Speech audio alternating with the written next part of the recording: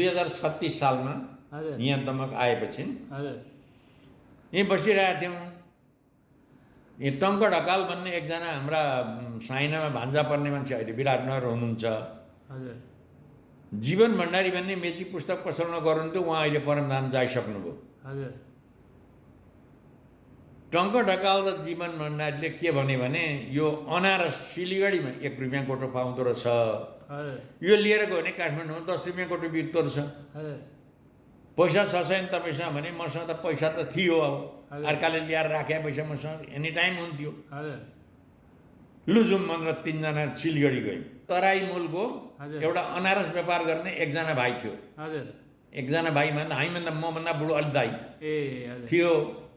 त्यो अलि जाने नै अनारस कस्तो के भनेर हजुर त्यसलाई लिएर जाउँ भनेर त्यसलाई खर्च हालेर लिएर गयौँ। हजुर सिलगढी गयौँ र अनारस किन्ने भयौँ। हजुर त्यो अनारस बेच्नेपट्टि नै मिलिहाल्दो रहेछ।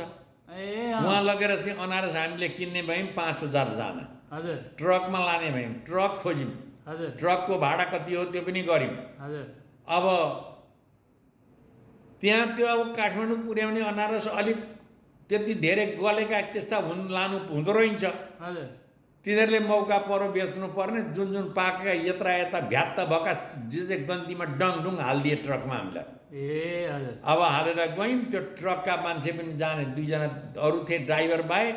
हजुर अब अगाडि सिटमा हामीलाई त थियो 3 जनाको सिट त्यो ड्राइभर ट्रकको।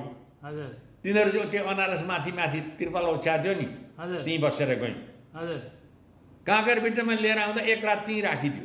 ए हत्तपत्त बेलुका भएर चाहिँ दिएन, राति त्यहीँ बस्नु पर्यो। हजुर त्यो त जति थप टाइम हुँदो त्यति अनारस बिग्रिँदै गएछ। हजुर अब लिएर गयौँ पर यो काठमाडौँ पुग्नुभन्दा माथि सागा डाँडो के भन्छन् नि माथि, हजुर त्यहाँ पुग्दाखेरि सबै अनारस ट्रकै 3 रुपियाँ गोटाले बिक्ने भयो।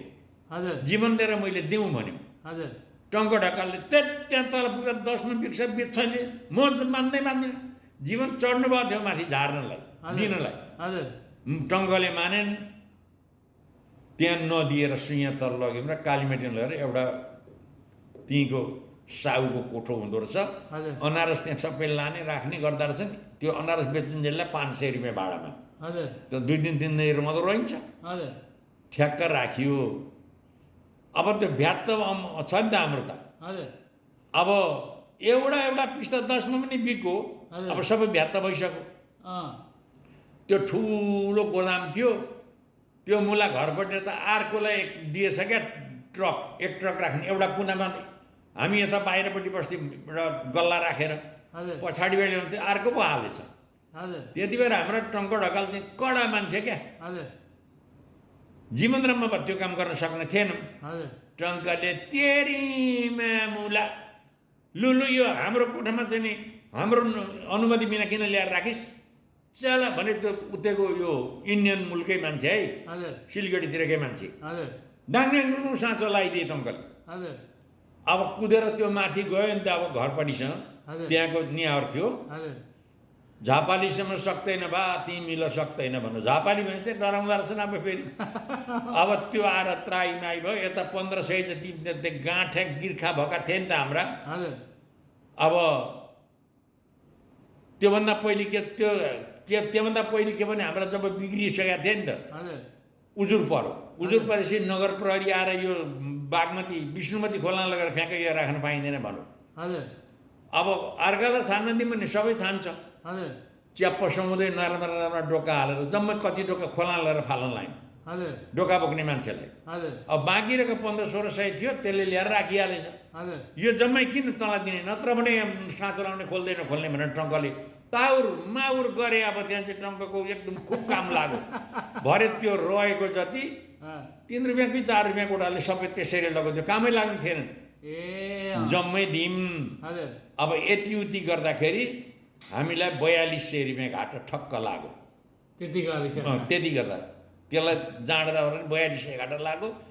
त्यो 4200 रुपियाँ लिएर छोडेर आयौँ हामी। हजुर पैसा त मेरै मात्रै परिरहेको छ, डर लागिरहेछ। हजुर। यहाँ आएपछि डङ्गलले इमान्दारी उनको आमाको नौगेडी हजुर ल्याएर यहाँ एकजनामा यो हाम्रा सुनारेहरू छन् नि, हजुर एउटा कुन सुनारे कहाँ त्यो नौगढी धितो राखेर त्यो पैसा उनले झिकेर जीवनले नि उनले नि पैसा तिरेर मेरो पैसा असुल गरियो। हजुर 4200 घाटा भयो। हजुर अब मलाई हाम्रा मेघराज दाइ के भन्छन् भने नि फेरि, हजुर होइन अनारस अनारस भन्दा काट्दै हिँड्दै थियो अरे नि त गाडी उनी भन्छन् फेरि। मलाई जसले कुरा गर्छ मलाई लाज लाग्छ।